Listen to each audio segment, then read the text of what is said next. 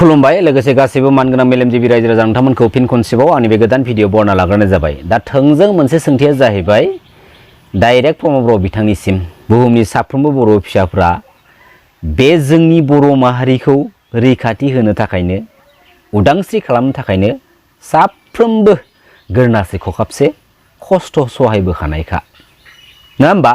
दिनैयो प्रमद बर' नोंथांखौ अपेन चेलेन्ज बुंगोन आङो। अपेन चेलेन्ज लादों जे थांनाय 2027 जानुवारिनि जा बिटिआर एग्रिमेन्ट मानाव गेदेर एनडिबि ब्रादार्समोनखौ लानानै अपेन चेलेन्ज नोंथाङा मा समाव मा डेट लायो आंजों अपेन चेलेन्ज बे बिटिआर एग्रिमेन्टनि सायाव नोंथांजों अपेन चेलेन्ज अपेन डिबेट खालामनो थाखाय आं दिनै राजि। आरो बे समाव मोनसे बाथ्रा बुंगोन आङो, जोंनि बर' हारिनि गेजेराव जेसेबांखिनि निउस मिडिया पर्टेलफोर दङ बे समाव प्रमद बर' बिथां आरो आंजों जनानै बिटिआर एग्रिमेन्टनि सोमोन्दै अपेन डिबेट अपेन चेलेन्ज बे भिडिअनि गेजेरजों आं चेलेन्ज खालामहरबाय स्पेसियेलि प्रमद बर' बिथांनिसिम। दिनैयो बे समाव मोनसे बाथ्राखौ आं फोस्रावबावनो सानगोन जे जोंनि हारिनि सासे बर' फिसाया मोनसे कमेन्ट शेयार खालामदों। दिनै एनडिबिखौ मानि थाखाय जोनोम होनो गोनां बायथ' जानानै फैदोंमोन, दिनै बिएलटिखौ मानि थाखाय जोनोम होनो गोनां बायथ' जानानै फैदोंमोन। आरो जायबायदि सोंथिखौ जाय बर' फिसाया दिनै सोंथि खालामदों बेफोरबायदि आखुनि बर' फिसाफोरानो जानो हागौ थांनाय माबेबा मोनसे समाव जों बर' फिसाफोरनि गेजेराव गावजों गावनि गेजेराव थारमाने एना एनि खालामनायनि गुबै षड़यन्त्रआ बेफोरबायदि आखुनि होननानै आं दिनैयो सानगोन। जेराव दिनैयो दा समसिमहालागै बिएसि एकर्डनिफ्राय लानानै बिटिसि एकर्डसिम, बिटिसि एकर्डनिफ्राय लानानै बिटिआर एग्रिमेन्टनिसिम आखायाव आइजें लानानै सोमावसारनायनि एगेन्स्टआवसो जोङो दिनै मोननो हादों। नाथाय जोंनि बर' हारिनि बे माहारियारि आफाद दुलाराय बर' फरायसा आफादनि गणतान्त्रिक लामाजों सोमावसारनायनि गेजेरजों जों दिनैसिमबो जेबो मोनफुंनो हायाखै। आरो माहारियारि आफाद दुलाराय बर' फरायसा आफादनि थांखिया गोबां थांखिफोर दं। दा बेनि गेजेराव मेजर मोनसे थांखिखौ बुंगोन जे जोंनि बर' हारिनि बिखायाव माबाफोर जुदि गुबुंले बारहावाफोर जुदि सोमजियोब्ला जोंनि बर' हारिनि बिखायाव माने बैफोर गुबुंले बारहावाखौ माने फोसाबलांनाय, जोंनि बर' हारिनि बिखायाव बर' बिदा फंबायफोरा जुदि एना एनि जायोबा बैसोर बर' बिदा फंबायफोरनि गेजेराव गसंथानानै बिसोरखौ माने गोरोबहोनाय बेफोरबायदि गोबां रोखोमनि माने एजेन्डा दङ। दा दिनैयो जायफोर माहारियारि आफादनि माखासे ओरैबायदि बिबानगिरिफोर दं जायफोर बिबानगिरिफ्रा माहारियारि आफादाव थानानै दिनैयो माखासे गेदेर गेदेर हारि सेन्टिमेन्टेल स्ल'गानखौ मारिनानै दिनै गावबागाव बेनिफिट्सखौ आन्दोआव लाबोबाय थादों। आरो बेफोर माखासे बर' फिसाफोरखौ जों दिनै बिटिसि काउन्सिल पलिटिकेल सिस्टेमनि गेजेरजों दिनै रोखा फोरमान मोननो हादों। दिनै 17 इयार्सआव जेब्ला मानाव गोदान हाग्रामा महिला सारा जोंनि बिटिसि काउन्सिल गभर्नमेन्टखौ सालायबाय दंमोन, बे बिटिसि काउन्सिल गभर्नमेन्ट रुलिं सिस्टेमाबो बे थांनाय 2003 10 फेब्रुवारि मानाव गेदेर बिएलटि ब्रादार्स मोननि गेजेरजोंनो दिनै बिटिसि एकर्डनि गेजेरजों लानानै फैनो हानाय मोनबोनाय मोनसे दान बान्थामोन। जाय दान बान्था पलिटिकेल सिस्टेमनि गेजेरजोंनो जोंनि बिटिडि एरियाखौ लानानै जोंहा थोजासे डेभेलपमेन्टखौ लाबोनो हायाखैब्लाबो नांनायखिनिखौ आं सुफुंनानै लानो हादों बा सुफुंनानै होदों आं होननानै दिनैयो डाइरेक्ट बुंगोन। नङा होमबा?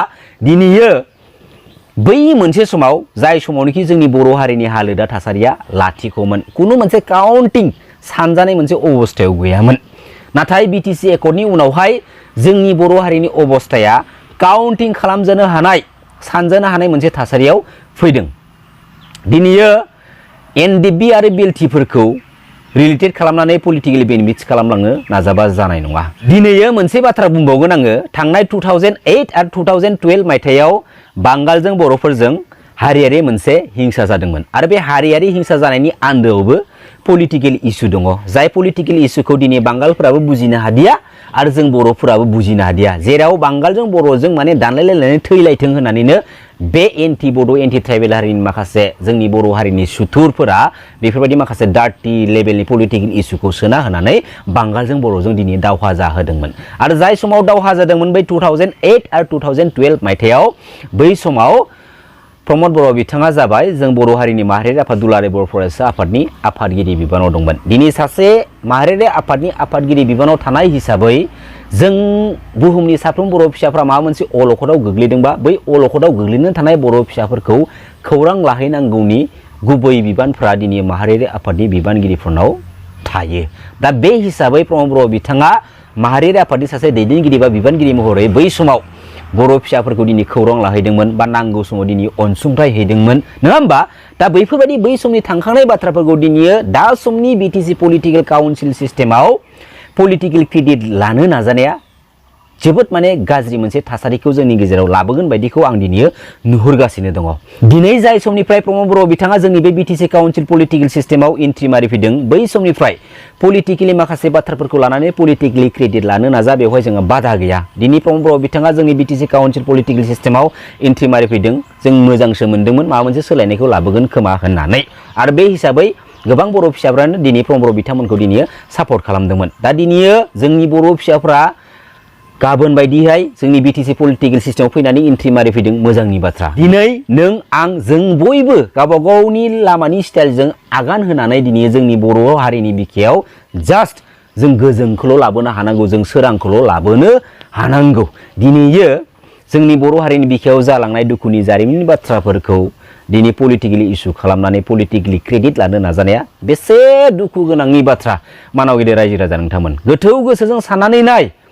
दिनै गावबागाव पलिटिकेल बेनिफिट्सनि थाखाय जालांखांनाय सहायनो हायै दुखुनि बाथ्राफोरखौ दिनै रायखां पलिटिकेलि क्रेडिट लानो नाजानाया दिनै बेसेबां गनायथाव बाथ्रा आरो जाय पलिटिकेलि क्रेडिटखौ लानो नाजादों बै समनि गारबोनाय जारिमिननि बाथ्राफोरखौ बुङै बुङै बे बाथ्राफोरा जों बर' फिसाफोरनि गेजेराव गावस्रा होलायनायनि अनगा जेबो नङा।